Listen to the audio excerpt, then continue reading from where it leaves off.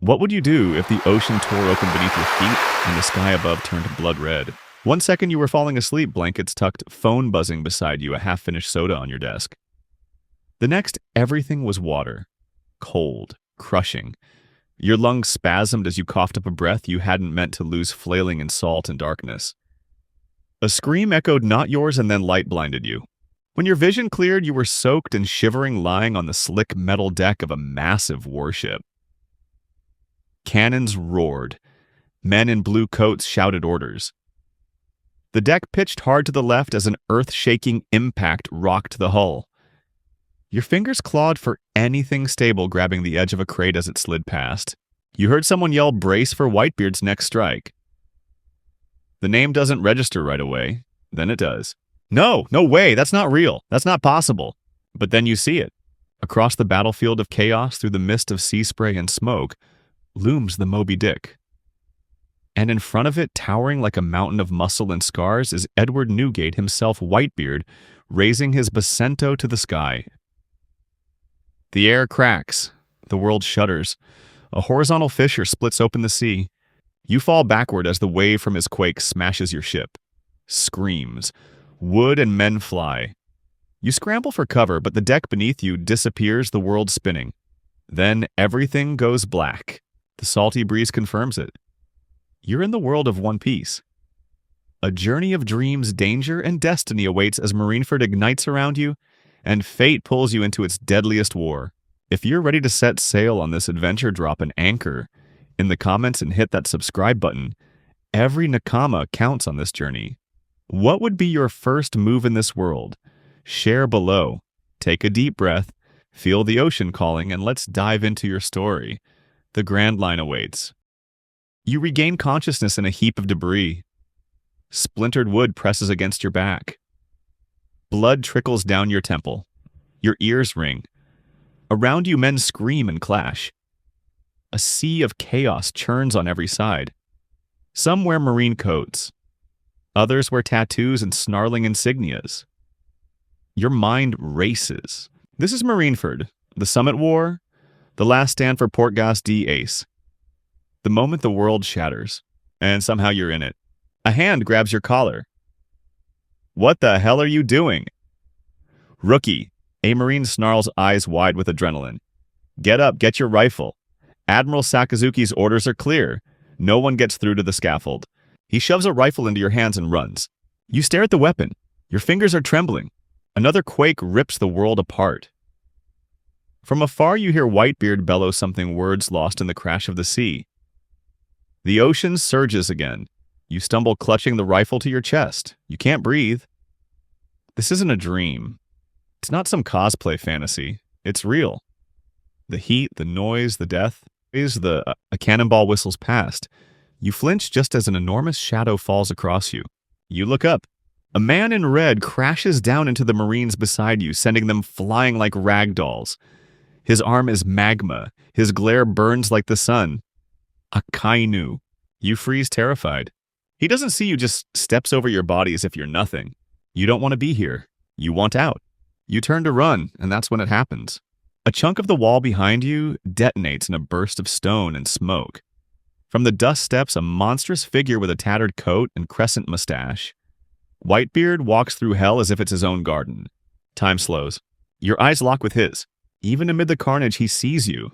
You, a nobody, unarmed, shaking in fear. He frowns, then squints.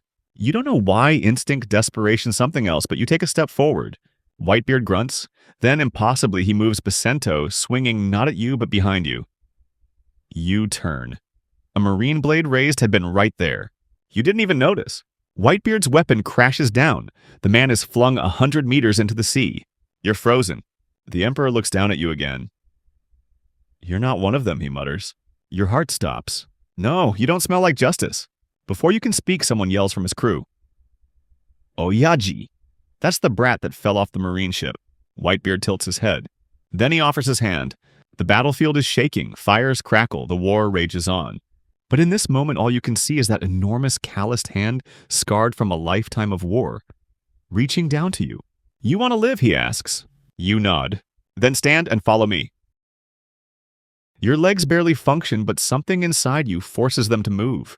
You take Whitebeard's hand. It swallows your own completely rough like stone, solid like fate. He hauls you upright in one effortless motion. Your knees almost buckle again, but he doesn't let go until you steady yourself. His presence is overwhelming, like standing next to a moving continent. Marco, he roars without looking back. A figure of blue fire streaks down from above. Phoenix wings flare as Marco lands beside you, his face drawn tight with urgency. He doesn't glance at you. His eyes are fixed on the battlefield, the scaffold, the clock that's ticking down to Ace's execution. New recruit, Marco asks, voice sharp. Whitebeard doesn't answer. Instead, he gestures with a jerk of his chin. He's not with the Marines, found him crawling out of wreckage. Marco finally looks at you. His eyes narrow. Then what is he doing here, Oyaji? I don't know yet, Whitebeard says simply, but I got a feeling. Marco's blue flames crackle. He studies you like you're a bomb that might go off at any second. You try to speak to explain, but what would you even say? I'm from another world. I fell through a crack in reality. You're not even sure you'd believe yourself right now. Marco scoffs. He'll slow us down. He's alive, Whitebeard replies. He made a choice. That's enough for now. The exchange ends there. You're given no further explanation, no formal invitation. Whitebeard simply turns and starts moving again back toward the storm of the battlefield, where fire rains down from above and Marine soldiers swarm like hornets. You have no choice but to follow. You sprint behind Marco, ducking behind broken structures and chunks of debris as cannon fire whizzes past. The heat is unbearable. The sky above is dark with smoke lit by flames and explosions. Your legs scream in protest, but adrenaline carries you forward. The war's chaos. Giant shadows clash in the distance, Little Oars Jr. roaring in pain as he's brought low. You spot Luffy's straw hat soaring midair somewhere far across the field. Admiral Kizaru becomes a beam of light flitting in and out of visibility, and high above 3 figures in white coats guard the execution platform. Ace is there, shackled, head down. Your heart twists. You know how this ends. But now, maybe it doesn't have to. As you duck behind a half-destroyed tower trying to catch your breath, Marco suddenly turns to you. Stay behind me. If you get in my way, I won't save you. You nod without arguing, then his voice softens barely. You got a weapon. You shake your head. He frowns, then yells, Vista! From the smoke ahead, a flash of steel gleams. A man in a feathered hat and mustache steps through the firelight, swords at his sides and blood on his coat. He looks you over, frowns. That kid, really. Oyaji's orders, Marco growls. Vista sighs. Fine. He unslings one of his backup blades, a short curved cutlass, and tosses it to you. You barely catch it, nearly dropping it from the weight. Try not to poke yourself, Vista mutters. It's heavier than you expected. The grip is worn smooth. You grip it awkwardly, your hands slick with sweat. You've never held a real weapon before. You swallow your fear. Whitebeard's war party begins moving again, carving a path through marine lines like a blade through water. Marco soars ahead, flames trailing behind him. Vista leads a second group along the flank. You cling to the edge of it, heart-pounding sword clutched like a lifeline. You don't know what you're doing. You're out of place, out of time. But as you glance up and see Whitebeard crash his Bacento into the ground, splitting the ice field in two and sending Marines flying, something in your chest begins to burn. Not fear, conviction. You're not watching this from a screen anymore. You're here, and you've chosen your side. For the next half hour, everything blurs. You swing your sword mostly defensively, clumsily blocking attacks when you can, hiding behind rubble when you can't. You see Marco fight. You see Jozu hurl entire icebergs.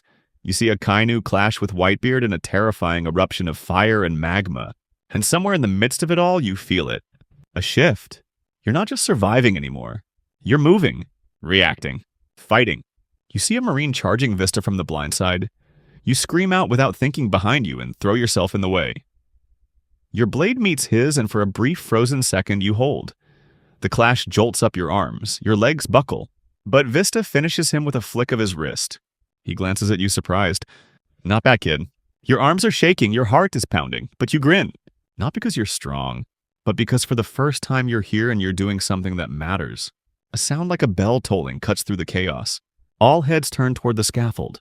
The executioners have drawn their blades. Your breath catches. No, you whisper. and then everything explodes.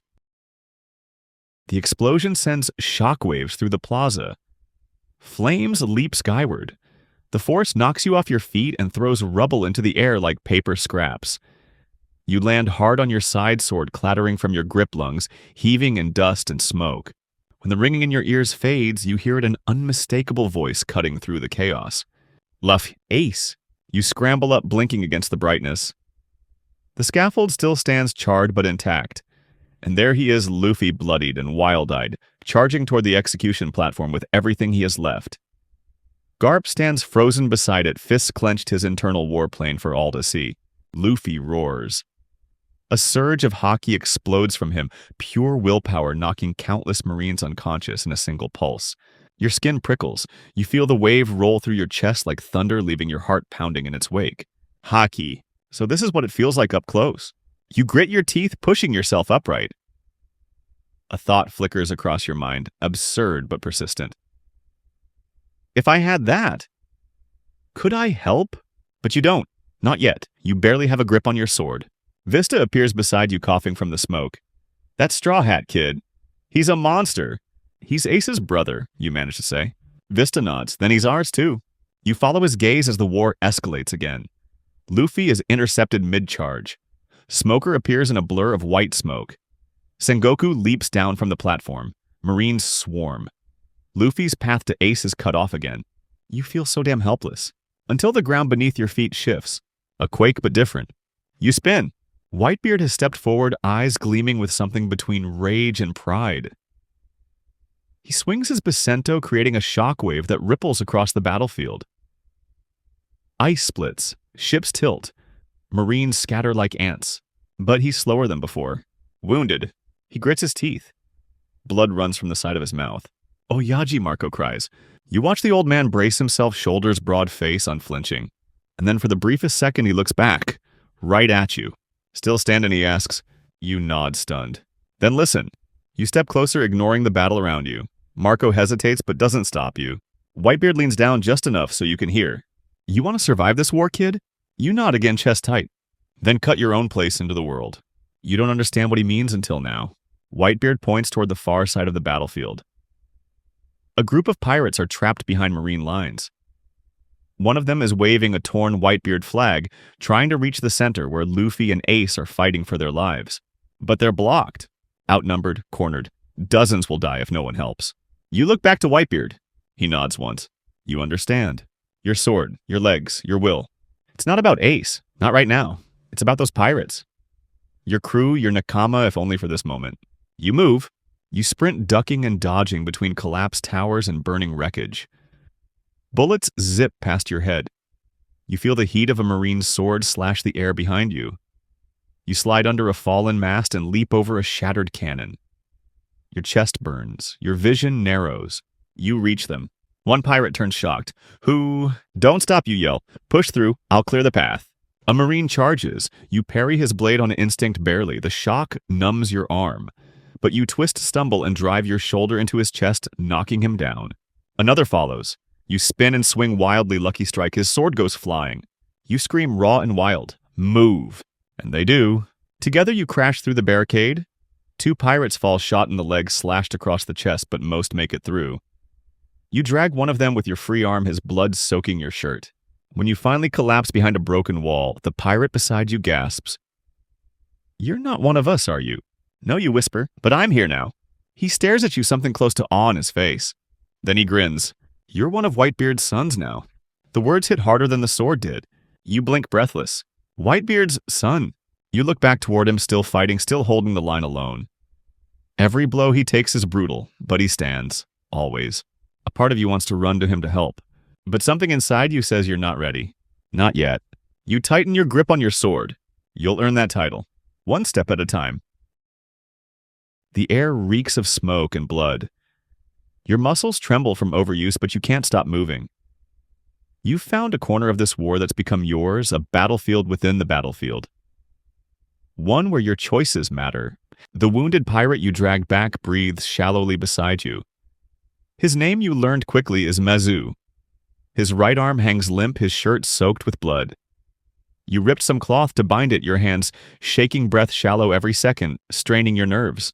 I thought I was dead, he mumbles. You're not you, reply. He grins despite the pain. Then I owe you a drink, if we live. A rumble interrupts you, both a familiar one. You scramble up the rubble to look out. Whitebeard's collapsing. No, he drops to one knee, his breath ragged blood pooling beneath him. The Marines press in like sharks sensing weakness. You spot Akainu at the front, lava dripping from his fists. Marco is screaming. Yozu is down! This is the beginning of the end. You feel it in your gut the same way you felt it when you first watched this moment unfold on a screen. But this time, it's not a story. You're in it. And even with every nerve screaming at you to run, you can't look away. A thud lands nearby. Vista drops down beside you, blood streaking his hat. His swords are drawn. He's buying time, he mutters. Foolish old man. But he's not done. You look at him. Why? He wipes blood from his lip. To make sure we live, so Ace can live. So even you can live, newbie. You clench your jaw. I want to help. Vista raises an eyebrow. You are helping. No, I mean more. I need to fight. You'll die. Then show me how not to. He studies you, expression unreadable. Then finally he tosses one of his swords to the ground between you. Pick it up. I already have a... That one's real steel, not a toy. You want to fight, then fight. You reach out. The grip is heavier, balanced, deadly. Vista doesn't wait for you to get comfortable. He charges forward, leaving you no choice but to follow. What follows is not a lesson. It's a trial by fire. You and Vista clash with a group of Marines trying to flank the Whitebeard forces. They're fresh, hungry. You're exhausted. But Vista covers you like a phantom, and every time you stumble, he redirects your body with a boot or elbow, keeping you alive by inches. Don't swing wide, keep your blade close, he yells. You obey. Your left's open, fix it. You do. Now strike. You lunge forward, your blade catching a Marine across the arm. He falls with a scream. Your first real hit. The sight makes you freeze. He's alive but in pain. Blood pours from the gash. You blink, heart pounding. Focus, Vista shouts. It's him or you, kid. Another Marine comes for your head. You duck. Your blade rises, his drops. It's you. Your heart twists, but you stand. Because that's what Whitebeard is doing. That's what Ace is doing. You hear it before you see it, a scream raw and guttural. Luffy. He's broken the platform. He's freed Ace. They're running. For a brief, glorious moment, it looks like hope. Vista laughs manic. He did it. But then the air goes cold. A pillar of magma erupts. You watch Ace turn, and you know what's about to happen. No, not again. You run without thinking, without direction, just toward the spot where Ace and Luffy now stand. Akainu rising like a demon between them. Your sword feels like dead weight. You'll never make it in time. But something strange happens. The air ripples. Your vision fractures, like glass bending under pressure. You feel heat not from Akainu, but from something in your chest twisting. Your foot steps forward, and the world cracks. Just for an instant. A seam vertical and shimmering opens in the air beside you. And through it you glimpse another place. A closer place. Right behind Ace. Your breath catches. You didn't do this. Did you? You reach out with your hand. The edge of the seam cuts your glove. You bleed. You step through, and in a blink you're there. Between Akainu and Ace. Just long enough to see Akainu's fist descend. Too fast. You raise your sword. Not enough, but just enough to slow him. The magma slams into your blade. Your entire body feels like it's been hit by a volcano. You scream, flying backwards, slammed into Ace, the two of you tumbling. But Akainu missed his mark. Barely. Ace grabs you, shouting your name. No, wait, did he know your name? You're losing consciousness. Your body smokes. Your blade hand is burned, blackened. But Ace is alive. Luffy is screaming your name now too. You smile. Just before you black out, you whisper, I cut space. Then everything goes dark. You drift through pain. It has no shape, no edge, just burning. Your skin, your bones, your lungs. Every breath is a scream that won't come out. Somewhere far away you hear voices muffled and frantic. You try to surface to reach them, but the pain drags you under again. Then something cuts through. A smell. Sea salt. It's real. Your eyes snap open. You're lying on soaked wooden boards, the sky above you a haze of smoke and fire. The ground sways no a deck. A ship, a broken one. You turn your head and groan. Your right hand is wrapped in bandages, thick ones soaked red. You try to move your fingers. Nothing. Numb, burned, your sword hand. But you're alive. You cough and sit up slowly. Every muscle aches. Across from you, Ace is crouched watching. His face is pale, jaw tight. He's not chained. He's free. You're awake, he says quietly. You nod, but it hurts. We made it. His eyes drop. We're still in the middle of hell, but you changed something. I don't know what you did, but that wasn't supposed to happen. You saved me. You try to laugh. It comes out as a pained wheeze. Not for long, probably. Ace's expression darkens. Don't say that. Footsteps approach. Marco, scorched and battered, lands nearby. You're the one who cut space right. You blink at him. He points to the air where you tore the seam. I saw it. No devil fruit I know does that. What did you eat? You try to remember. A fruit? On the battlefield. I didn't know what it was. Do you ever know what you're eating? Ace mutters with a half smile. Marco kneels beside you. Your wound, your hand, it's serious. That power. It's not tame. You're lucky to be alive. Not lucky you say through your teeth. Ace is. Marco studies you.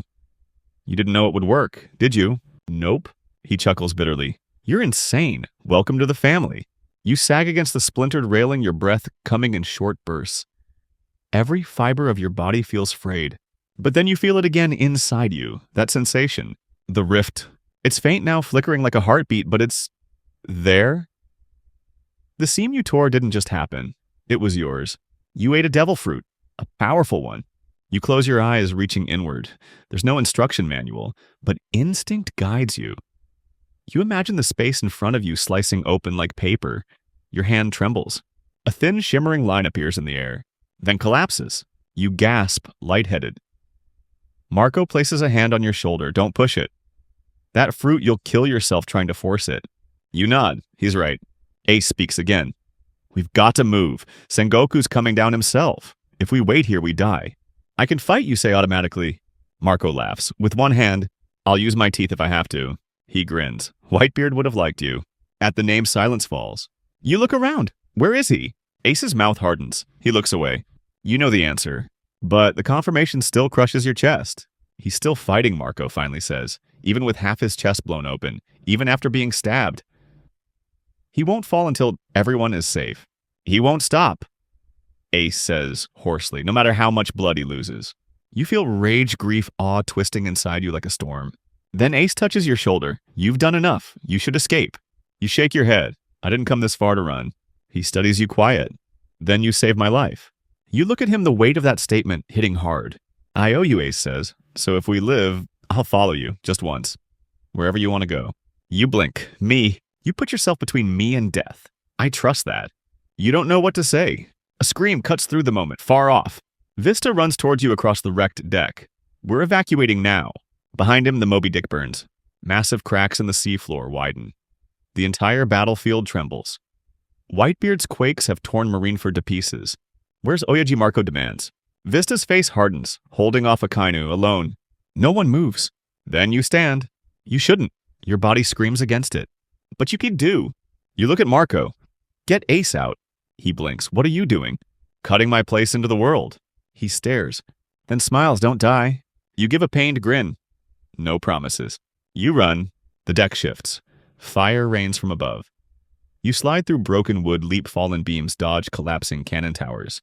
The rift flutters at your fingertips, tugging like it wants out. You reach into the space behind your palm. And slice. A seam opens. You step through and vanish from the escape route toward the heart of the war.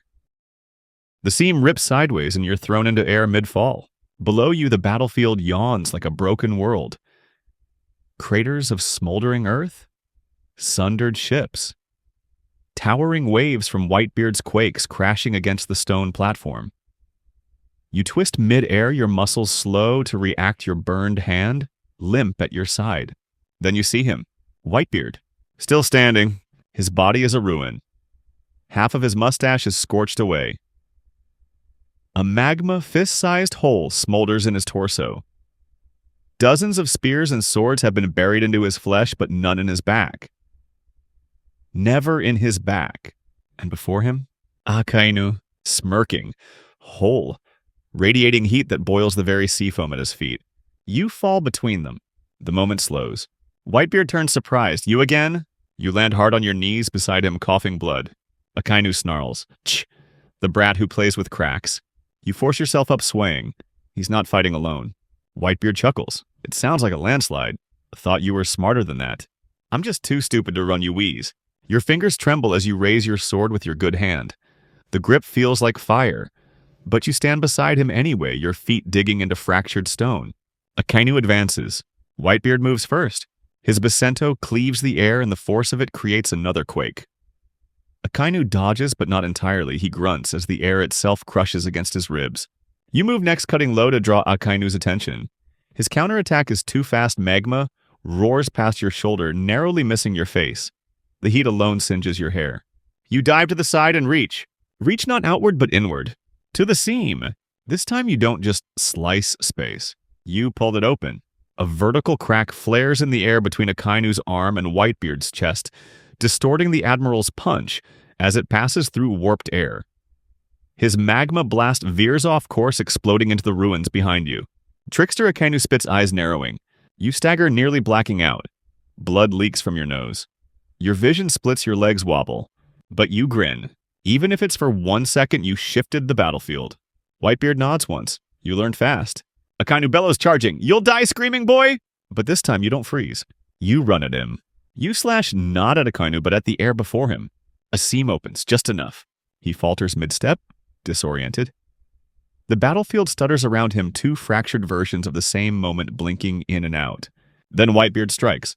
His Basento crashes down on Akainu's exposed flank. This time the Admiral doesn't dodge in time. The blow sends him flying, buried deep into the ground, through layers of shattered Marineford. Silence follows. You fall to your knees, gasping. Whitebeard exhales hard. Blood pours from his chest, staining the broken ground. Oyaji, you begin. He raises a hand to stop you. No time. He looks out over the war-torn sea. My sons are escaping. That's all that matters. You nod. He looks at you, then eyes sharp through blood and smoke. You, what's your name? You hesitate. You never told anyone. You whisper it. Whitebeard nods. A fool, but a brave one. He lays his hand on your shoulder, heavy as stone. You change something. You swallow the lump in your throat. Not enough. He grins. No, but enough to matter. From afar, cannon fire resumes. The retreat is beginning. You can't stay here, you whisper. But he's already turning Basento, dragging beside him, walking slowly back toward the heart of the Marine lines. Where are you going, you call? He doesn't look back. To die standing. You don't follow. You can't. Your body refuses. Instead, you sink into the cracked ground body, trembling, tears tracking through the dirt on your face. Then something snaps inside you. A sharp pulse, not pain. A crackle of energy under your skin. For a second, the seam reopens. You feel the breath of space shift around you. Not just bend on, sir. Your devil fruit isn't just for slicing air. It's reacting to will, to desperation, to purpose. You gasp and the seam flickers again. A thought slams through you. I can move others. Not just yourself. Not just rifts to dodge. You could extract someone from danger. You could create e-paths. But it's raw, untrained. You try again. Nothing. Your power flickers like a dying match. You're too weak. But the idea takes root. A seed planted in fire. You clutch your sword. You won't forget. One day you will reopen the world. Not for escape. For change. Behind you, the last quake of Whitebeard's life shudders through the island. And above it all, his final words roar like a storm. The One Piece is real. The quake swallows Marineford. Buildings crumble into the sea. Towers topple like broken bones. The battlefield fractures into drifting islands of stone and blood, held together only by smoke and stubborn will. And Whitebeard is gone. You can't see him anymore. You don't need to. That voice, his voice, still echoes in your skull, like the aftershock of a tidal wave. The One Piece is real, a truth that rattled even the heavens. You sit in silence amid the wreckage, a ghost among the living. Marines retreat. Pirates scream, but your world narrows to the charred sword gripped in your remaining good hand. The bandages on your burned palm are blackened. Blood drips down your wrist. The space seam flickers again beside your fingers unbidden. Like it's waiting for a decision. You clench your fist. Oyaji's dead, a voice says behind you. You look up slowly. It's Jozu. His left arm is gone clean off at the shoulder. His diamond form is cracked flecks of blood glistening like shattered gems. He stands tall despite it, his one remaining fist trembling at his side. You nod, unable to speak. He bought us time, he mutters, stepping beside you. Don't waste it. You force yourself to your feet. The quake echoes again, smaller distant.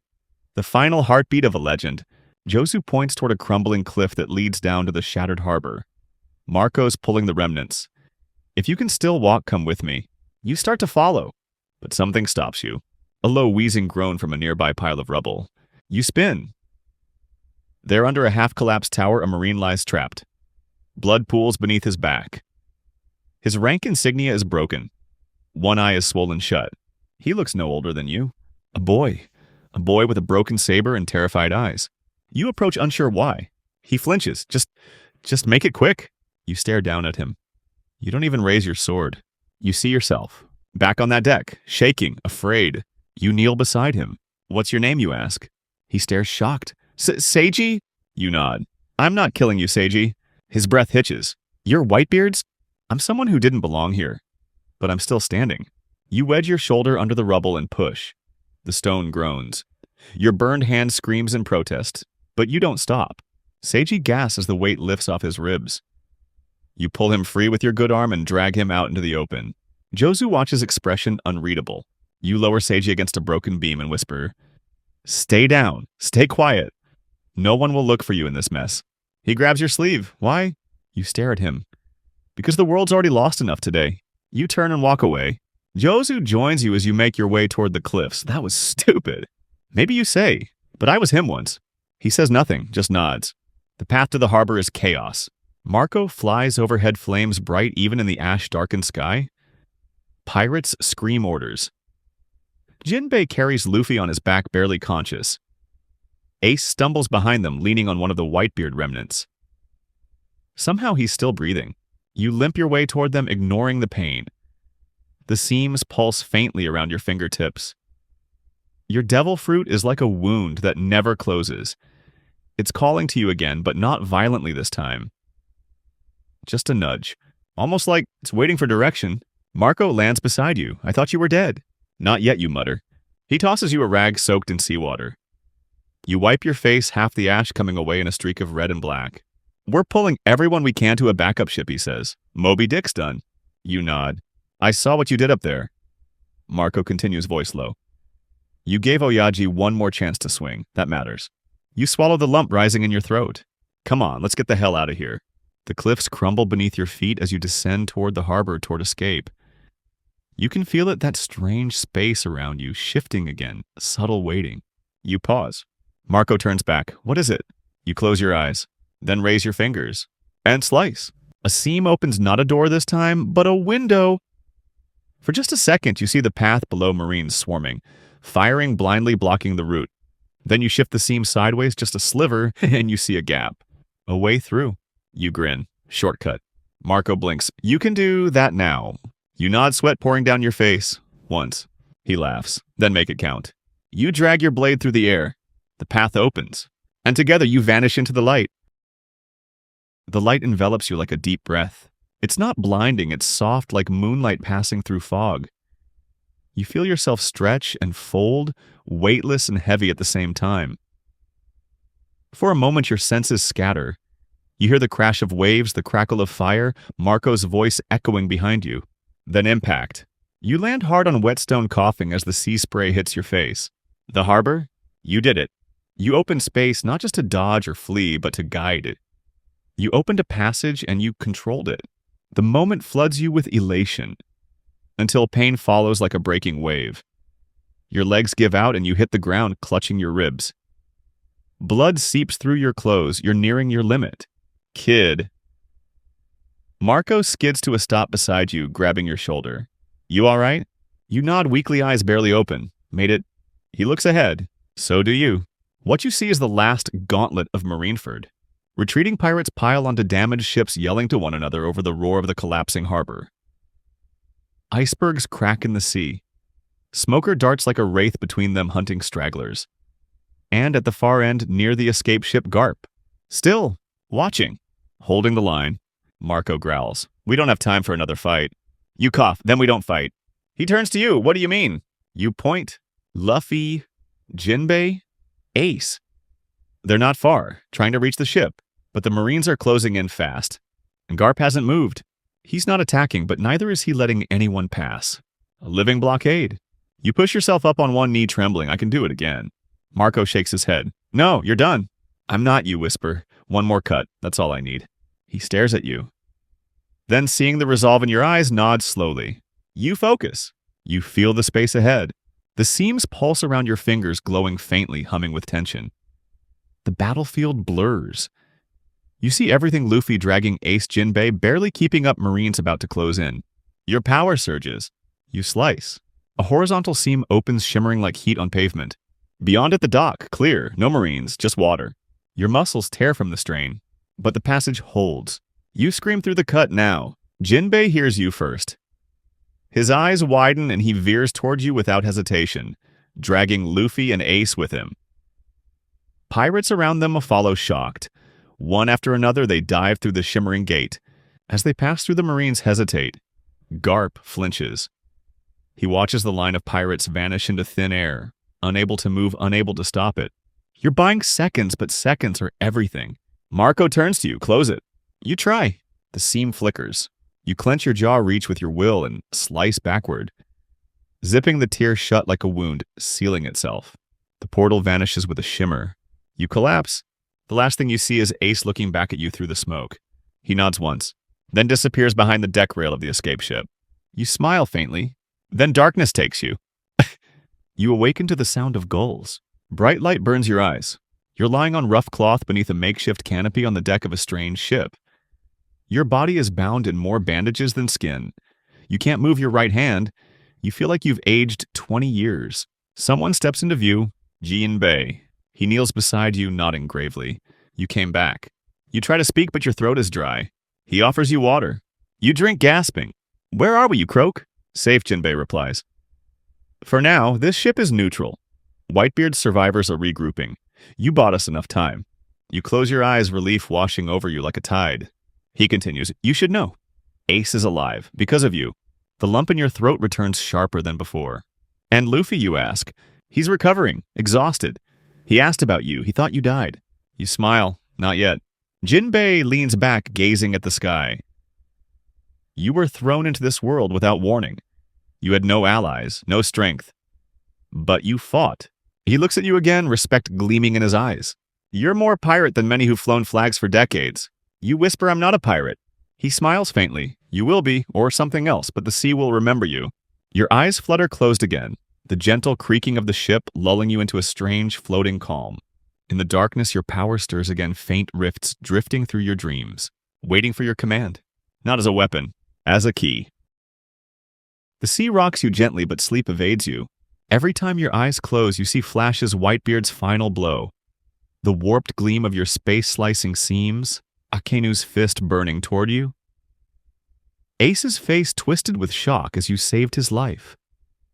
Moments that should have belonged to legends. Instead, they belong to you. You're still not sure why. Dawn has barely begun when you pull yourself upright, ignoring the sharp tug in your ribs. Pain is a constant now. The price of existing in this world. You shuffle your way to the rail of the ship. The wind brushes your face cooler than before. Sea salt and morning light mingle in the air. Behind you, the survivors of the war murmur and move. Whitebeard pirates, allies, wounded, lost, but breathing. And Ace. He approaches quietly as if afraid to disturb something sacred. You glance at him. He's thinner, bruised, but not dead. His cuffs are gone. His freedom is real. I heard you were up, he says. You nod. Barely. Ace leans against the rail beside you. For a long time, he says nothing. Then quietly, I should be dead. You look at him. You're not. Because of you. You shrug, then regret it immediately as your ribs scream. He laughs under his breath. You know, for most of my life, I wondered if I deserved to live. Being Roger's son made me a target. Made me hate who I was. You listen. When Oyaji accepted me, that changed, he continues. But even then, when the chains went on, I didn't fight it. Not really. His voice cracks. But you did. You don't know what to say. I asked Marco what you were before this. He didn't know. You stay silent. Ace turns to you. You're not from here, are you? That catches you off guard. You look at him sharply. I saw the way you moved through the battlefield, he continues. The way you looked at things, like you'd seen it before. Your pulse quickens. You don't have to explain, he adds. I don't need to know where you're from. Just that you're here now. You swallow. It wasn't supposed to be me. Ace grins. Yeah, well, maybe it was. The silence after that feels heavier than cannon fire. You look toward the horizon. I couldn't save him. Ace doesn't ask who. He knows. No one could, he says. Oyaji chose his death. You nod slowly, but he gave me something. Oh, will, Ace murmurs. You turn to him. He told me to carry it. Then carry it. You grip the rail tightly. I don't know how. You will. You watch the sunrise together. Ace speaks again softer. I meant what I said. I'll follow you. Not forever, but just once. When you need it. You raise an eyebrow. Even if I ask something insane, he smirks. I ran into a Marine base head-on for my brother. Your bar's pretty low.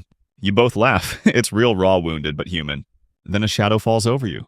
Marco lands lightly behind you, arms crossed. We're moving out, he says. This ship's headed to a rendezvous point, but the crew's broken, scattered. We lost a lot. You nod. What happens now? Marco eyes the horizon. Some will stay together. Others will vanish. There's no flag to rally under anymore, no Oyachi.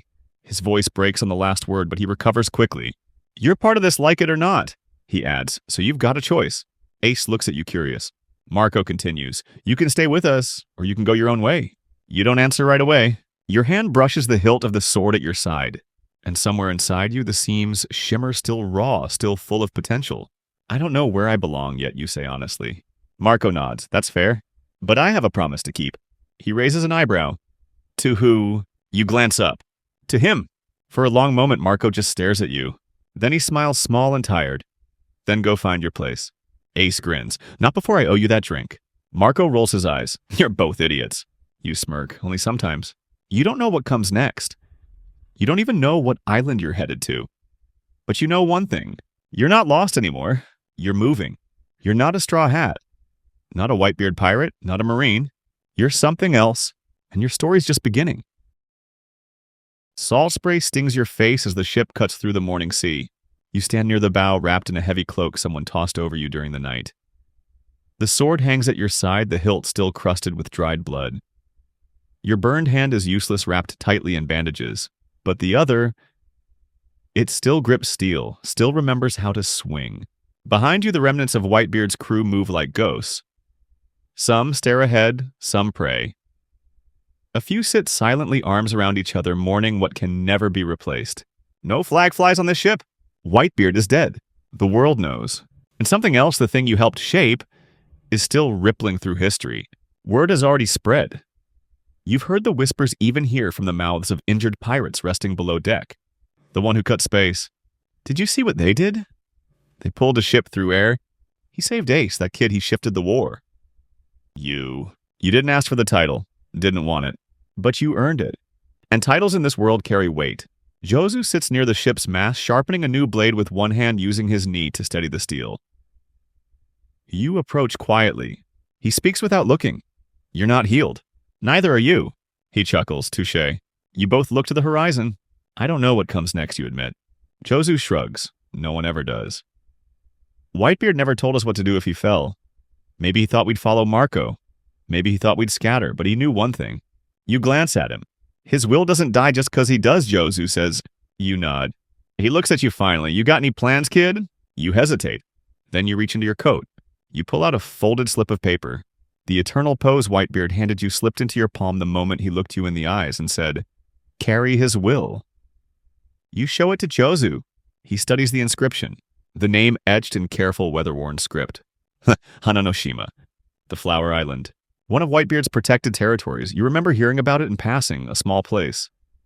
Not strategic, not powerful, but fiercely loyal. I think you say he wanted me to go there. Jozu leans back against the mast. Then maybe that's your start. Will you come? He shakes his head.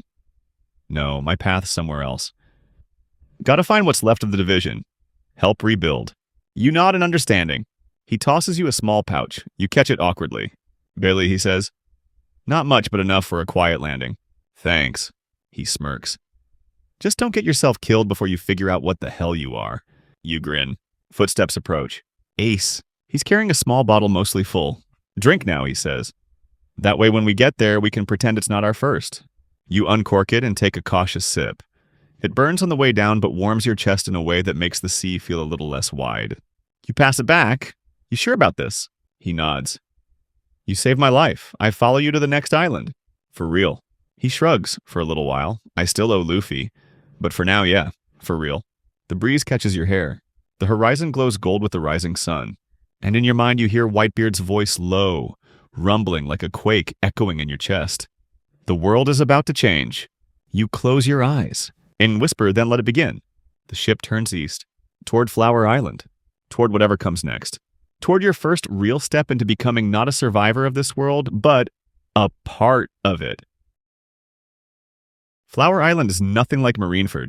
Where that battlefield was stone and steel, this place breathes color. The first thing that hits you as the ship nears shore is the scent, sweet, heavy, alive. The wind carries the aroma of blooming hibiscus, wild orchids, and something citrusy you can't quite name.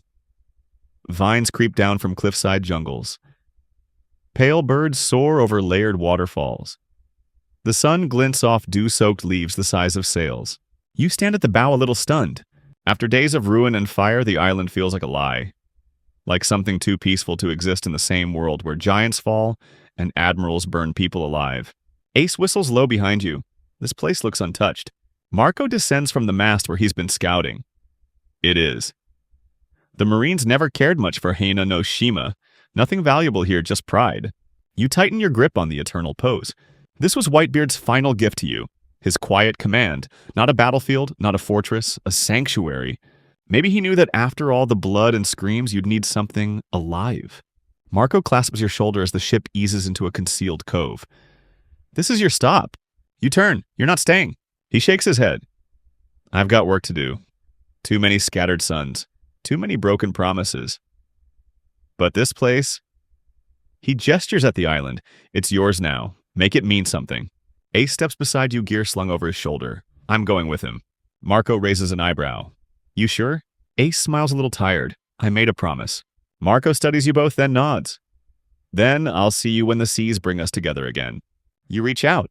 He grips your hand firm strong. Nakama now, he says. Forever. Then he leaps back onto the ship blue fire already curling around him as the vessel eases away from the cove. The last tide of Marineford disappears around the bend. You and Ace are alone. You look at each other. Well, he says, hope you like hiking.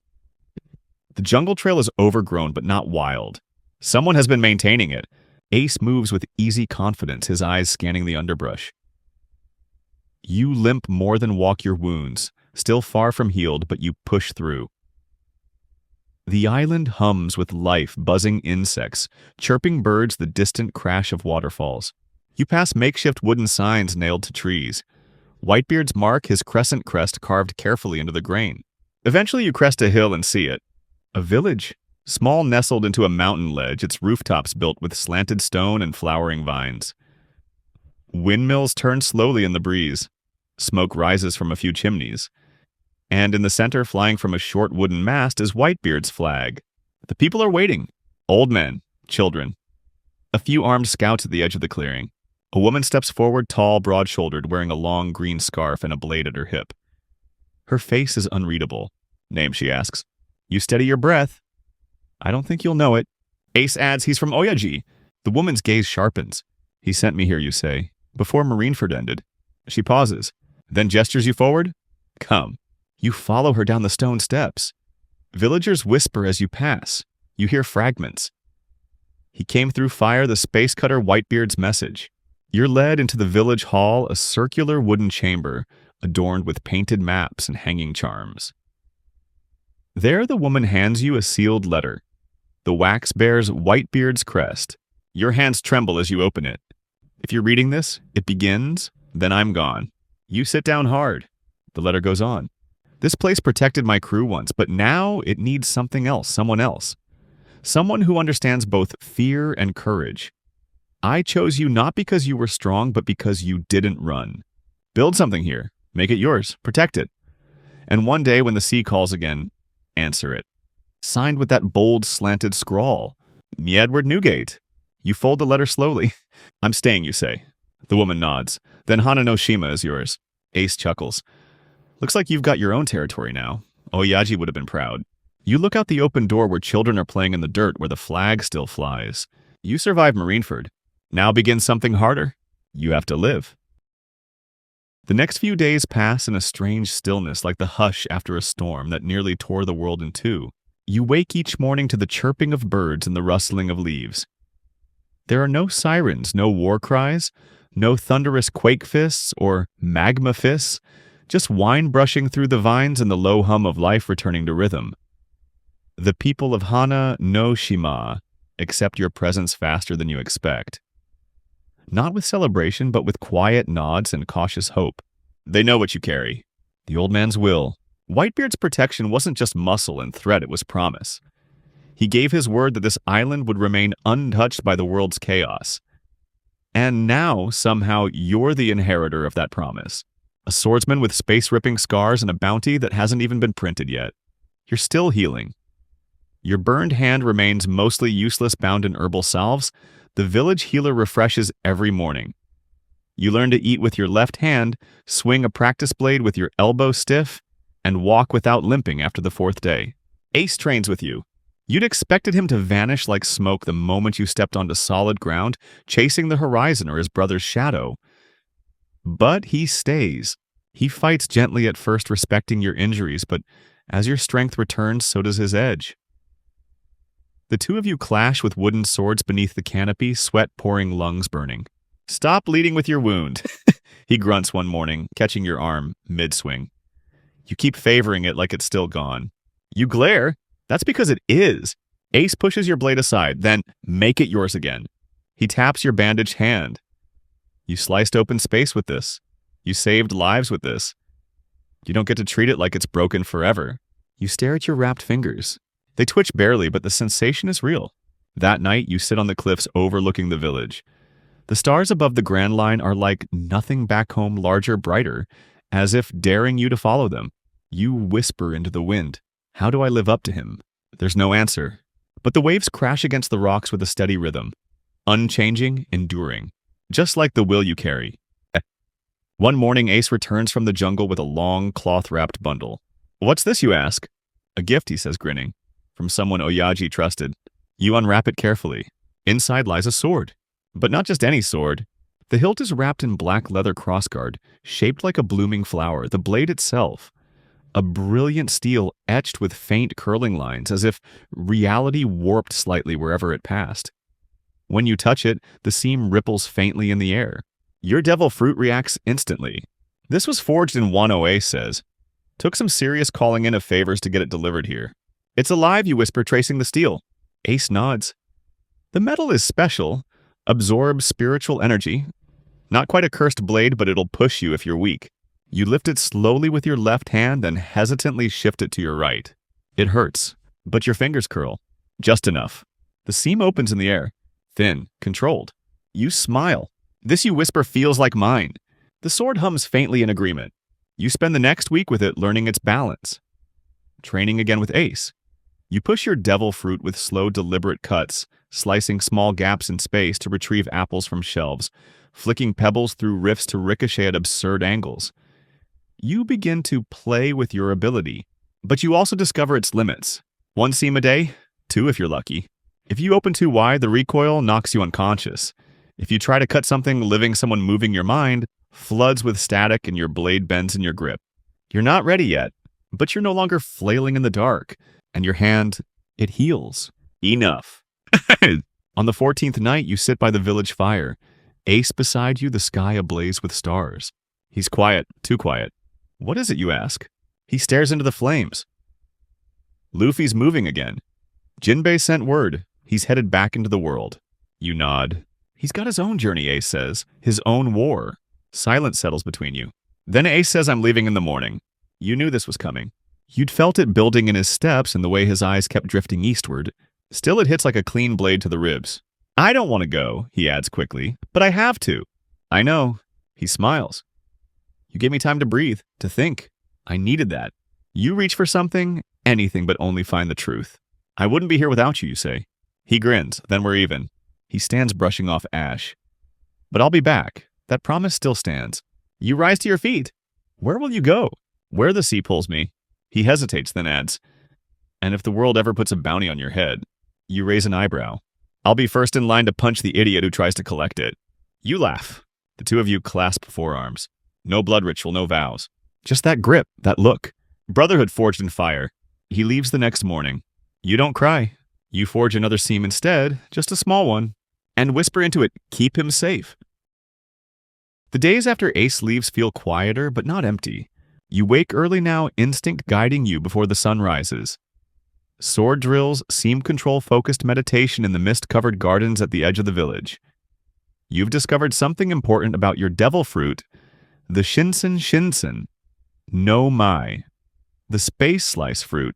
It doesn't just respond to motion. It responds to intention. The sharper your focus, the cleaner the cut. If you hesitate, the seam flickers out or recoils violently. But when you breathe deeply, center your will and believe. In the motion, you can now open a crack large enough to walk through about a meter wide. Not stable, not for long, but real. It's become a rhythm, a kind of blade dance. You learn to incorporate it into your footwork, slicing the air to dodge an imaginary opponent, or to strike at invisible targets from unexpected angles. At first, it's clumsy. You misstep open rifts, you can't close fall through your own cuts and land on your back more than once. But you improve, little by little. The villagers have noticed, too. They've stopped calling you outsider. Now they just call you captain. It started as a joke, then a habit, then something more. One afternoon, an elder named Toma brings you a letter wrapped in protective oilskin. You open it slowly.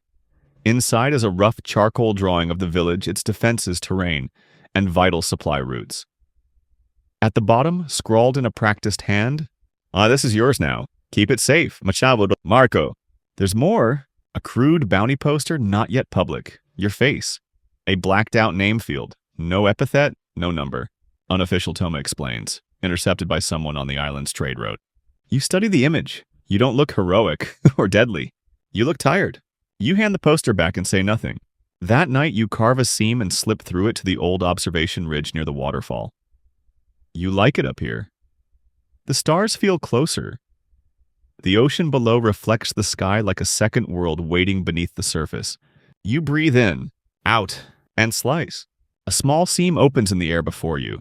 This time you don't walk through, you just look. Through it you see the sea, not the one below, but somewhere else.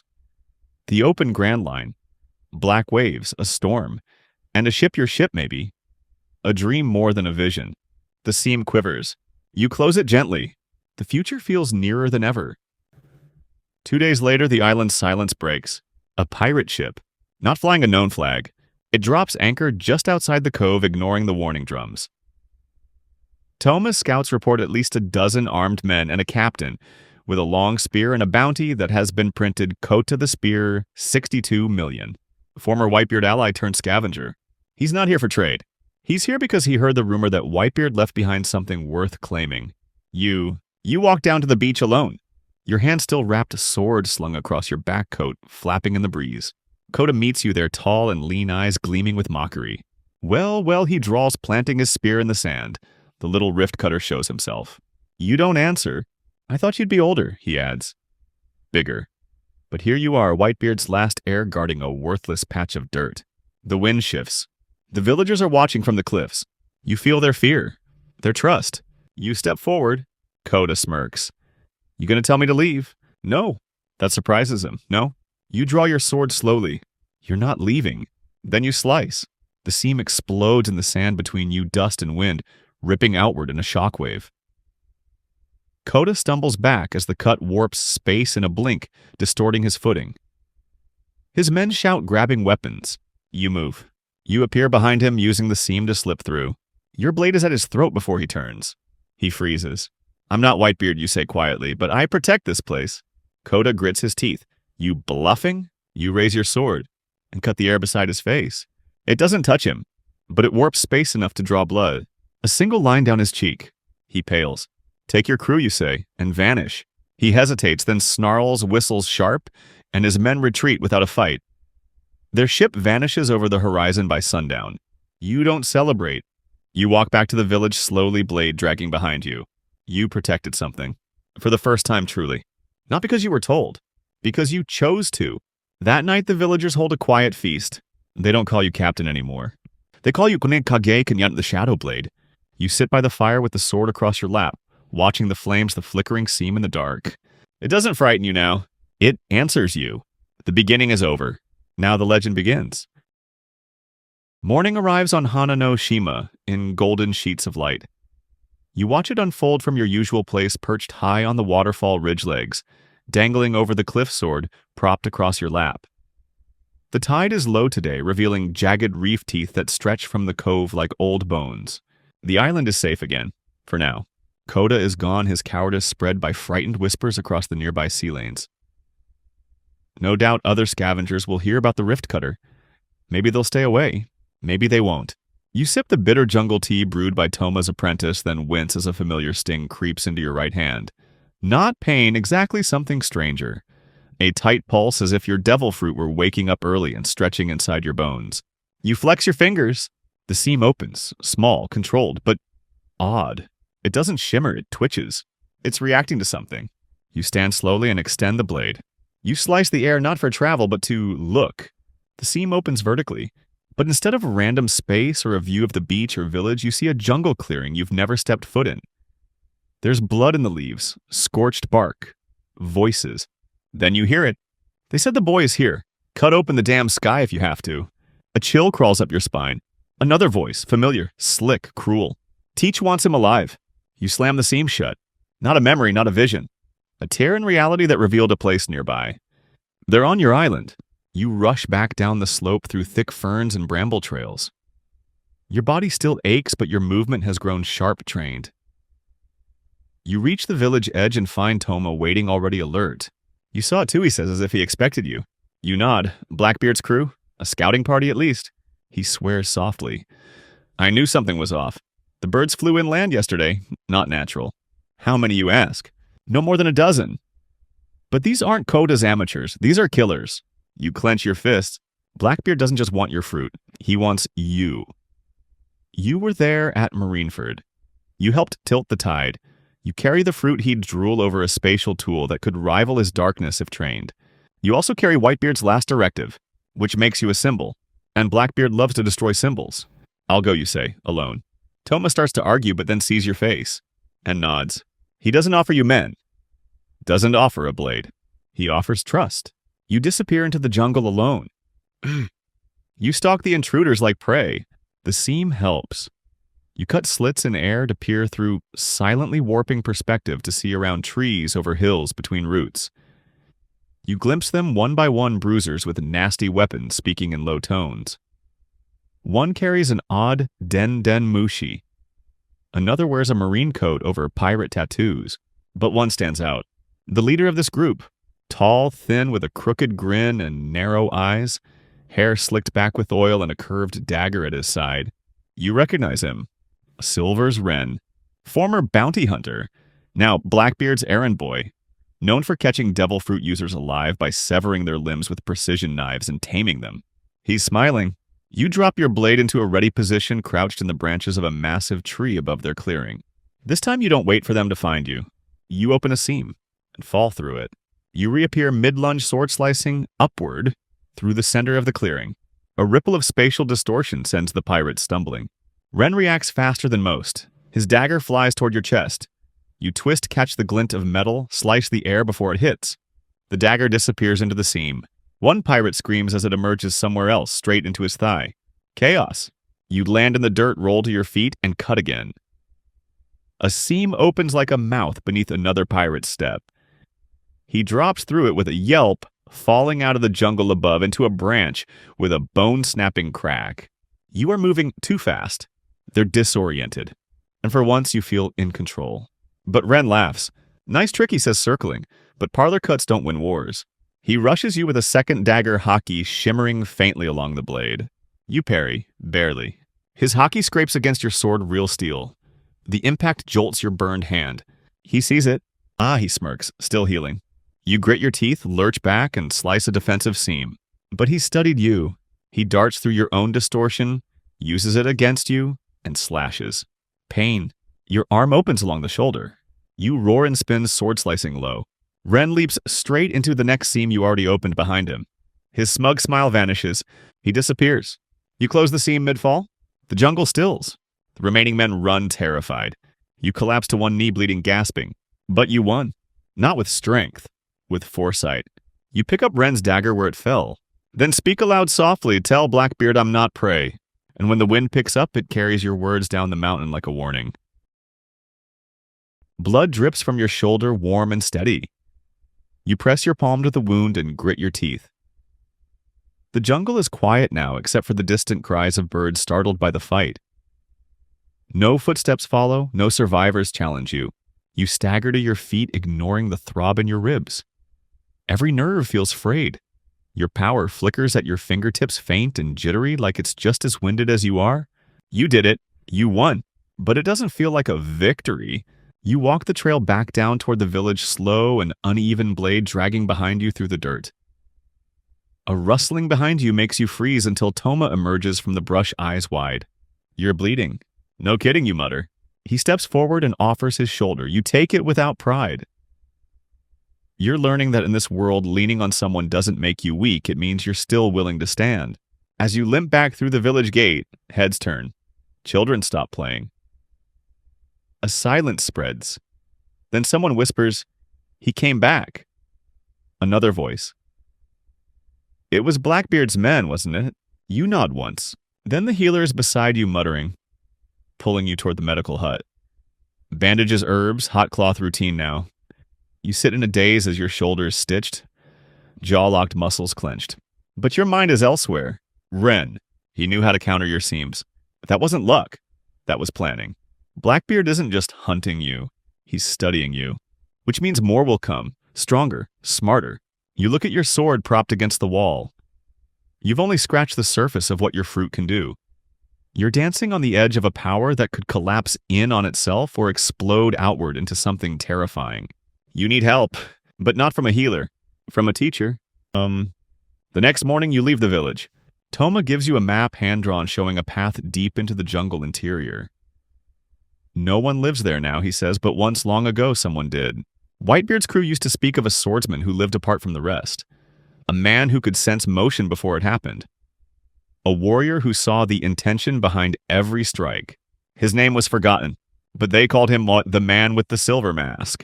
You follow the trail all day, sweating through your cloak shoulder, aching with every step. The forest grows denser, stranger. Trees warp with age, their roots curling like fingers across the earth. Ancient moss carpets everything. At times it feels like the jungle is watching you. And then near dusk you find it. A clearing surrounded by arching trees. A broken torii gate half-eaten by vines. And a man sitting cross-legged on a flat stone sharpening a long, curved blade. His face is hidden behind a silver mask. His back is straight, his presence is quiet. You step forward. He speaks first, voice dry and calm. You cut a path to me. You stop walking. You knew I was coming. I saw the seam open before the thought reached your mind. You feel your throat tighten. He stands, not tall but lean, composed, utterly centered. The blade he carries hums faintly as if recognizing your own. I know your devil fruit, he says. I've fought one like it before. You cut space, but space cuts back. If you do not master it, it will master you. I need to learn, you say, before it gets me killed. He tilts his head. Why should I teach you? You don't speak. You simply drop your blade into the earth and raise your wounded hand. This almost killed me, you say, and I still came here. He studies you. Then slowly he nods. Good, then we begin now. Yee! Training with the silver mask is not a lesson. It's a reckoning. He teaches you without words. When you swing, he appears where your blade should have landed already there, already past you. When you open a seam, he vanishes through it before you can react. Don't slice, he says one day. Thread. Thread. You're not opening a door. You're stitching through the world. One line out of thousands. Find the line and pull it. Let the world obey you. The metaphor unlocks something. You begin to feel it not just as space, as distance, but as fabric. Folded, knotted, tense in some places, soft in others. Like a net that binds everything. Your fruit isn't destruction. It's redirection. A way to slip your will between what is and what could be. You learn how to place a seam, then delay its activation. How to create two parallel cuts that overlap only when you choose. How to sense movement through, the distortions like light bending around corners. And for the first time, you feel power settling into your bones like a language you'd once forgotten. At night, the silver mask sits beside the fire and speaks less like a warrior, more like a monk. This fruit eats the careless. Many who had its kin went mad. You must tie its threads to purpose. You ask what's mine. He looks at you for a long moment. Decide before the world decides for you. That night you dream of a battlefield made of stars. Seam lines streak across the sky like lightning. You move between them like water. And ahead, someone waits in a coat of shadows, eyes glinting. Blackbeard, your breath catches. And you cut. You return to Hananoshima 2 weeks later changed. The path through the jungle no longer winds for you at parts. Each step is certain, smooth threaded through memory and instinct. The forest is no longer watching you. It's welcoming you back. The Silver Mask didn't bid you farewell.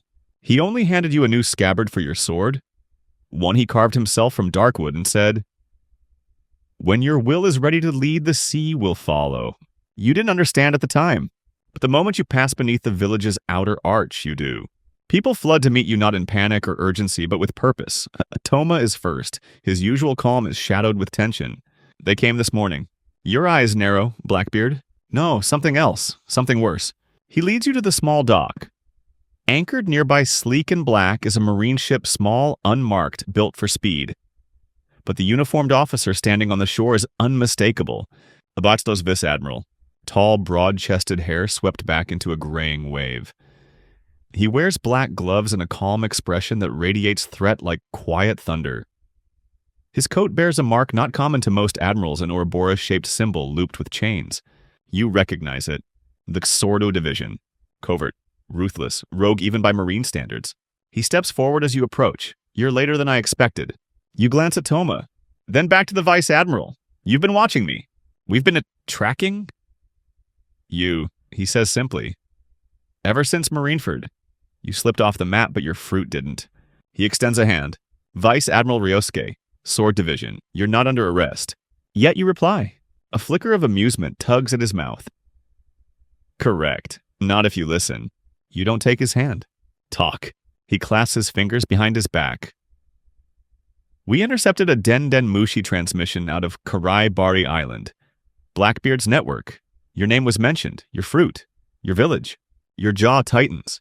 Ryosuke continues. He's not done with you, and the next time he comes, it won't be a scout team. It'll be a him. I'm ready. He chuckles. No, you're not.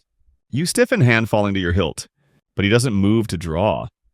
He nods toward the jungle. You've trained. I can see it. But strength won't be enough. Not when the world starts treating you like what you've become. And what's that? He meets your eyes. A figurehead. A pivot point.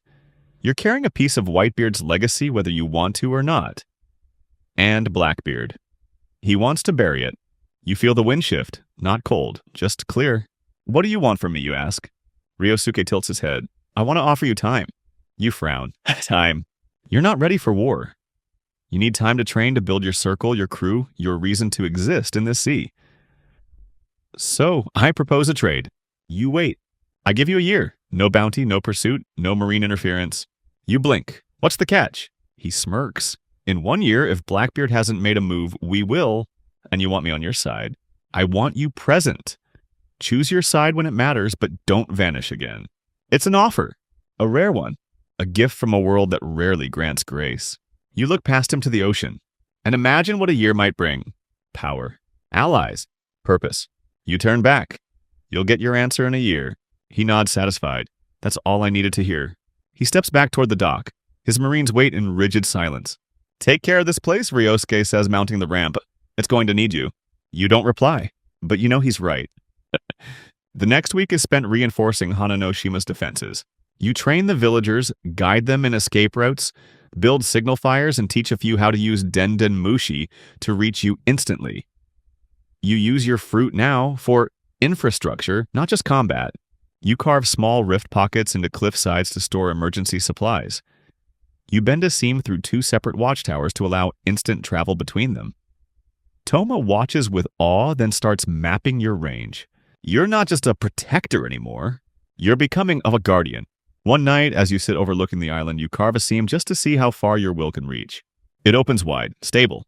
Through it, you glimpse another island, a village in flames, and a pirate flag. You snap the seam closed. Your breath catches. The world isn't waiting. Neither can you. You look at the sword in your lap, the one forged for someone who could cut through reality itself. Then you look at the stars. A year. 1 year. Then your answer will shake the seas. The storm hits at night. Not wind or rain, but Iparestoi. You awaken to the sound of cannon blasts echoing across the jungle. The air smells of ash before you've even left your bed. Your heartbeat spikes. You reach for your sword. Shouts rise from the lower village. Warning bells, clanging gongs, then screams. You don't wait for a full picture. You're out the door and sprinting toward the cliff path. The sky above Hananoshima glows orange, not from the sun, but from the burning wreckage of a ship. Your ship. The one docked for repair, reduced to a skeleton of black flame. Figures move through the village perimeter, shadowy, fast-coordinated. Not pirates. Mercenaries. A raid. You reach the training platform just as one of your scouts stumbles into the clearing, blood streaming from his side. They're not from Blackbeard. He gasped. They're hired. Someone paid a lot. You help him down, pulse pounding. Then in the distance, you hear it. A scream you know. Toma's apprentice. Your gut tightens. You cut. A seam flares in the air. You step through without hesitation and emerge 20 meters ahead, between a group of armored raiders and a girl no older than 14. They freeze. So do you. Then you move. Your blade slices the first man's spear in half. The second swings wildly. You duck and elbow him in the throat, then slice a seam beneath his feet. He drops through the air and lands hard behind the cliff line. The girl flees. Good. You turn to the last man. He hesitates, then bolts. You let him. Not out of mercy, but because the burning pressure building in your chest demands you move again. You reach with your senses, not outward, but through. The training from the silver mask clicks into place. You don't open seams blindly anymore. You feel the thread of tension of location of need. You grab it, pull, and your seam opens right behind the central village gate where Toma stands surrounded by 5 more raiders clutching his sword like it's his last breath. You step through, and everything bends. The raiders turn just in time to see you cleave one of their sabers in half mid-swing. You deflect another with a sideways seam, sending the attacker staggering as his own momentum carries him into open space. You're faster than before, sharper. You're no longer reacting. You're threading the battle. In 3 minutes, the courtyard is silent. Toma coughs, spitting blood. They're probing defenses, not here to win, just to learn. You nod grimly. Scouts. He nods, testing how far your legend reaches. The fire crackles behind you. You close your eyes, inhale deeply, then draw a single seam above your head. Horizontal, clean, narrow. You pour focus into it. The effort stings your fingers twitch, but the seam holds. From inside, you see what a past moment to your village 5 days ago. Quiet, safe, intact.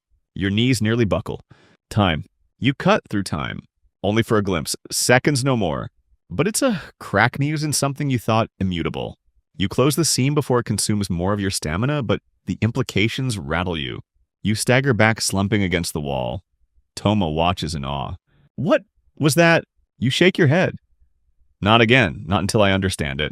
But you understand enough. Your power has changed. You haven't just pushed it forward. You've broken something open. Later in the healer's hut with your shoulder wrapped again, and the apprentice safely asleep in the next room, you sit with a sword across your lap and a map in front of you. The sea is restless. Raids will keep coming. Your fruit isn't a secret anymore. And neither is your connection to Whitebeard. Toma enters quietly. We counted 6 dead. 4 of ours, 2 villagers. You nod. He pauses, then says, you saved far more. You keep your eyes on the map. It's not enough. Silence. Then he leans down and points. There's a place one Whitebeard spoke of. A cove in the calm belt. Neutral. Off every map except his. You glance at him. He said it's where warriors go when they want to prepare, not run. You trace the island's rough shape on the page. There's nothing there. Just water. But you know that's a lie. You feel it. You feel the pull. A tug in your bones. The same instinct that led you through your first seam at Marineford. That drew you to Whitebeard, to Ace, to this island. It's pulling again. Your power isn't done growing, and your fight isn't done escalating. You clench your jaw. Prepare the boat, you say. I leave at dawn. Toma doesn't argue. As he steps away, you whisper to yourself, I need to know what else I can cut. And in the corner of the hut, unnoticed by all the airwavers, not from your will, from something else, watching, waiting, smiling. Dawn breaks like a knife across the horizon. You stand at the village dock, boots planted, cloak drawn tight against the morning chill. The sea is calm, eerily so.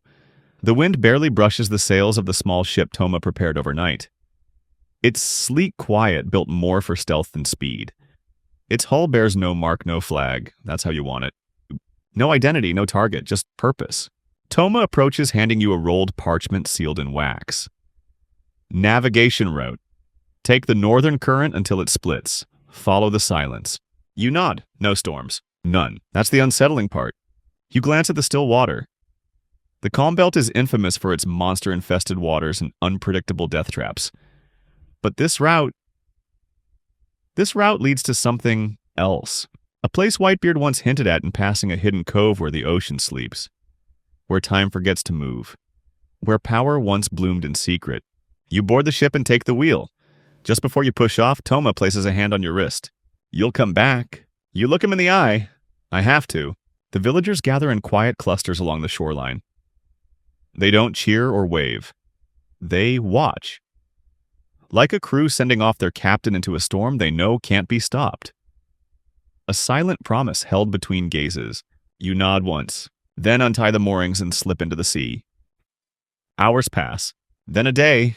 The Grand Line's sky darkens and clears in chaotic rhythm, but the seas remain oddly tame. The log pose spins, once, then freezes. The silence thickens. The farther you sail, the heavier your limbs feel. Not tired, compressed. Like the ocean is pressing inward. Then you see it. A massive wall of mist rising from the surface like a living barrier. You adjust your heading toward it, ignoring the lurch in your gut. This is it. The edge of what Whitebeard called the silent shroud. You draw your sword and brace it against the deck, not to fight, but to listen.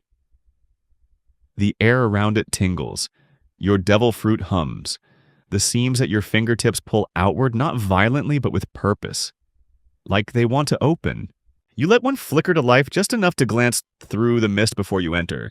What you see, still water stretching into a cove rimmed by obsidian cliffs. A circle of jagged stone outcroppings. Ruins ancient and etched with symbols you don't recognize. Half a temple buried in vines. A tower split down the middle by something not made of steel. You step through the seam and reappear at the cove's mouth before your ship even catches up. The moment you land on the black sand shore, everything feels wrong. The seams around you pulse. You draw another small... This one doesn't show a distant island.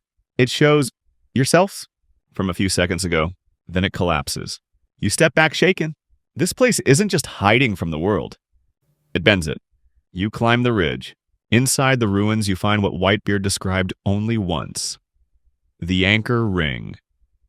A flat stone circle carved with lines like navigation charts, but warped in ways no log pose could follow. You kneel and place your palm at the center. It glows faintly. Your fruit surges. And suddenly a space obeys you. You don't mean to test it, but your instincts react. You slice. And the seam that appears is massive, 5 meters tall, clean humming with raw force. Not a door. Not a thread. A U.S. gateway. You step through and land in a forested glade you've never seen before. Warm air. Strange stars. Time out of place. You scream as your shoulder seizes your muscles locking. The seam shatters. You're flung backward through your own cut, tumbling hard into the ruins again. You cough blood. You're not ready.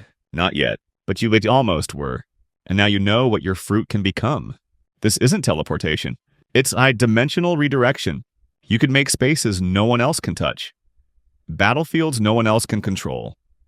Safe zones, ambushes, escapes, entire regions of the world, bent by your will. You pass out on the stone floor, vision full of stars and cracks. In your dreams, you walk through a hall of 1,000 seams, each showing a version of yourself. Some bloodied, some victorious. One kneeling before Blackbeard, chains on their arms. You wake gasping. You will never become that one. Ever. By the time you leave the silent shroud, your power has evolved. You've gained a new technique. Seam lock. The ability to anchor a seam between two fixed points, holding space like a drawn blade until released. Dangerous, exhausting, but precise. You've gained something else, too. Resolve. The next time the world tries to define you, you'll be ready. You guide your ship home not as a wanderer, but as a warrior it must, and behind you, deep in the fog, a whisper lingers. Not from the sea, not from your mind, but from something else. You're not the first to cut the world. The sea welcomes you back with silence. Not the eerie, heavy stillness of the shroud, but something cleaner, more certain. The wind tugs at your cloak as you guide the ship toward Hananoshima. The stars above are familiar now. The moon casts silver trails over the waves. You know the world has moved while you were gone. The Denden Mushi on board confirms it the moment it crackles to life with intercepted chatter. Still no word from Rear Admiral Higashi. Last seen pursuing the Rift Cutter.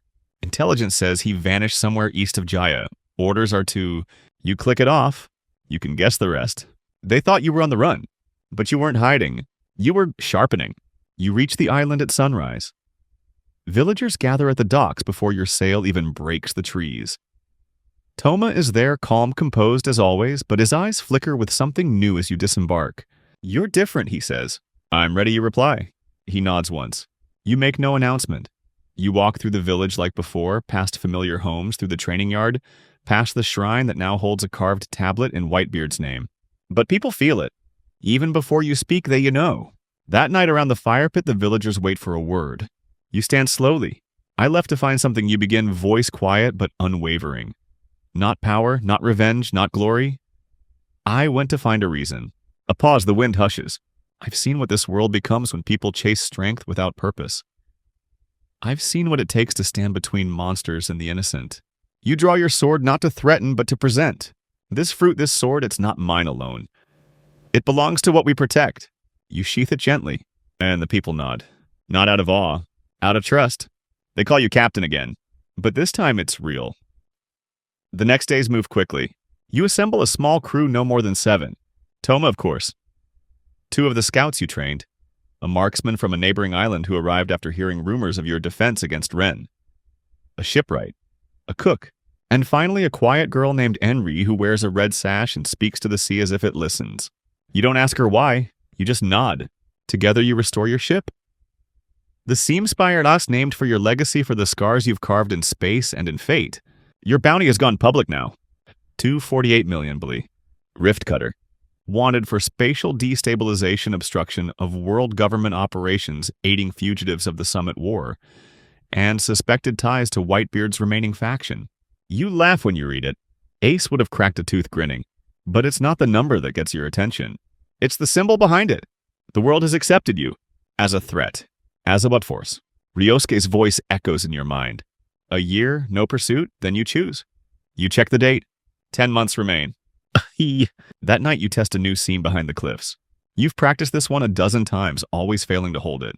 But now the power obeys. The seam lock takes shape, a gleaming tear suspended between 2 palm trees anchored by your focused will.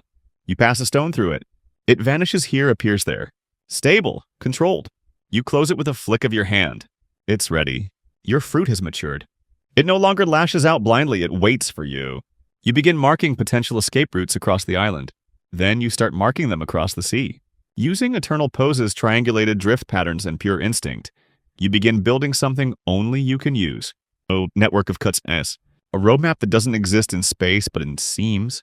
You can now move people and supplies across distances no one else can trace. Smugglers will envy it. Marines will fear it. And you will own it. That's when you hear the crackle of your Denden Moshi again. Static, then a breath, then a voice. You don't know me, but I know you. The voice is gravelly, sharp, almost amused. I saw what you did at the cove, and at the village, and at Marineford. You don't reply. You just listen. There's a place in the New World, a forge, a test. Some call it Crumble Point. Most don't live to call it anything. Pause. You want to matter? You want to lead? Then come see if you still bleed.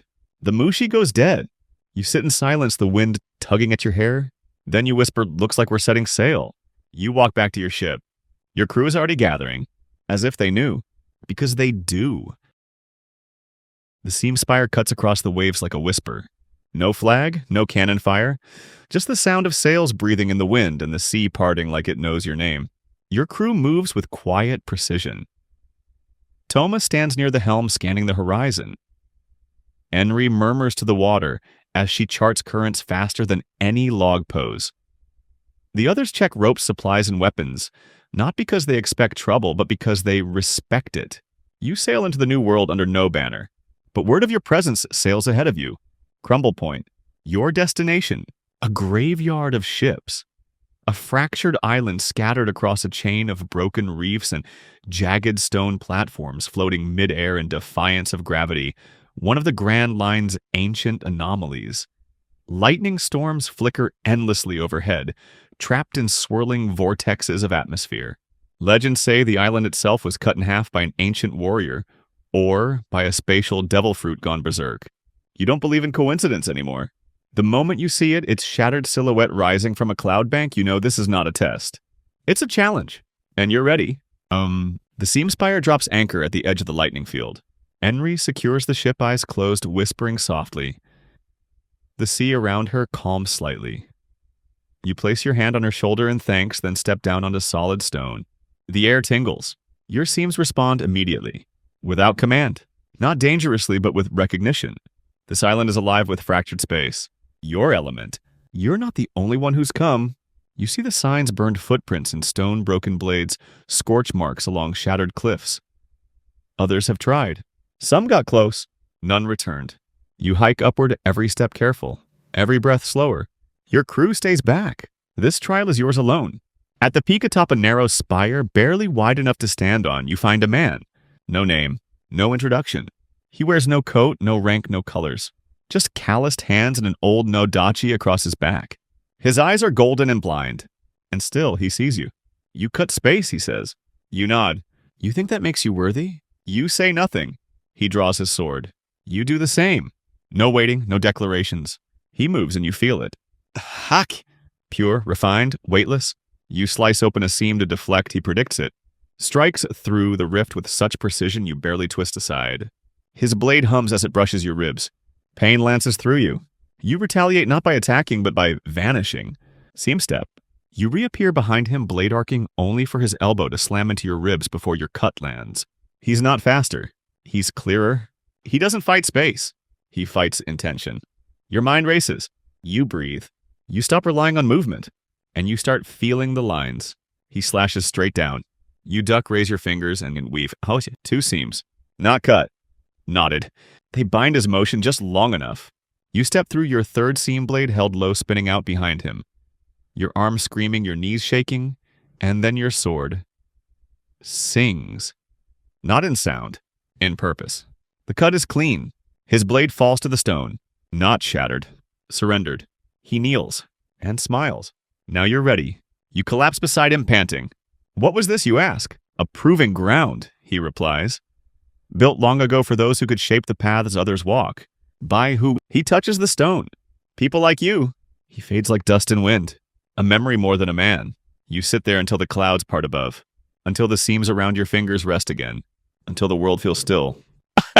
You return to the Seam Spire not as a traveler, but as a captain. The crew doesn't cheer. They just nod. They see it in your stance. Your breath, the way the seams no longer flicker when you walk. They flow. You lift the anchor. You point toward the horizon. Set course for Sabaudi. Toma blinks. That's not safe. No, you say, grinning. It's next. Because you're done hiding. The world offered you time. Now you choose your war. Crumble Point fades behind you, left in silence and static at stones, whispering only to those who can hear space ripple and bend. You sit at the Seam Spire's stern, watching the sea stretch out like a canvas you now know how to paint on. Not just survive in. You've faced your limits. You've broken them. You've learned that power means nothing without purpose. And that the sharpest blade is the one tied to an oath. You cut through fate at Marineford. You bled to protect Hana no Shima. You trained under the man with the silver mask. You stood in the eye of the storm and didn't flinch. And now the new world waits. Somewhere out there, Luffy's flame rises. Blackbeard's shadow grows. The world government sharpens its gaze. And they're all about to see what happens when you stop running and start cutting your path through history. What comes next? A fleet. A flag. A world torn open to reveal what justice and freedom truly mean. That's your call now. Because your seams are no longer escapes. They're entrances. And the Grand Line has never been more ready. If you follow this journey, drop your thoughts in the comments and don't forget to subscribe. Every Nakama counts when the sea turns dark. Where would you go next in the One Piece world? Let us know below. Take a deep breath, steady your blade, and look ahead. Your story isn't ending. It's starting.